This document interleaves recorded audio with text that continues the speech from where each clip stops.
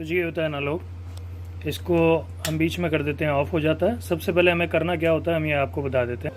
देखिए जी, सबसे पहले हम बता देते हैं कि मशीन के अंदर क्या करना होता है। आपको इस वाले स्विच को बैक साइड में होता है, इसे ऑन करना होता है। जब ये ऑन हो जाती है देन फिर क्या करना होता है हम आपको बताते हैं। तो जैसे ये स्विच ऑन हो जाता है, एक हमारे पास में ये स्विच होता है, ये रिवर्स हो जाता है, ये फॉरवर्ड हो जाता है, बीच में ऑफ हो जाता है। तो अगर ये बीच में है तो इसे आपको रिवर्स करना है या फॉरवर्ड करना है, मशीन को किस साइड घुमाना है इसको उसी साइड घुमाना पड़ेगा। लेकिन इससे पहले आपने क्या करना होता है, एनालॉग टाइमर होता है 1 minute, 2 minute, 3 minute, 4 minute, 5 minute.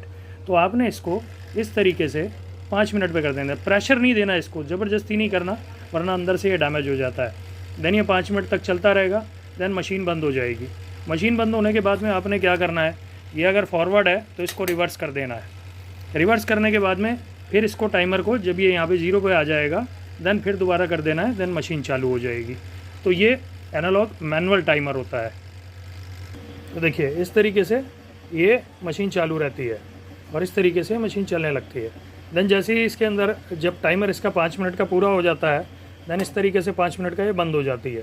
Then फिर आपने स्विच को, तो अभी जैसे ये फॉरवर्ड है देन आपने इसको रिवर्स कर देना है। इसका टाइम ख़त्म हो जाता है, ये अपने 0 पे आ जाता है। 0 पे आ गया देन मशीन बंद हो जाएगी। ये 0 पे आने के बाद में कभी भी इसको उल्टा मत घुमाइएगा और इसे प्रेशर मत दीजिएगा।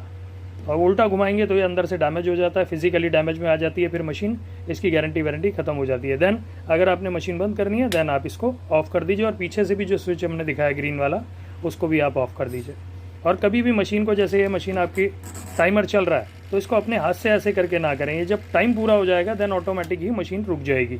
ये फैक्ट्री में है इसलिए हमने आपको हाथ से करके दिखाया है, लेकिन कभी भी इसको फॉरवर्ड करने के बाद अपने हाथ से रिवर्स मत कीजिएगा। ये अपने आप ही अपना जैसे टाइम खत्म होगा ये धीरे धीरे धीरे धीरे वापिस होता जाएगा।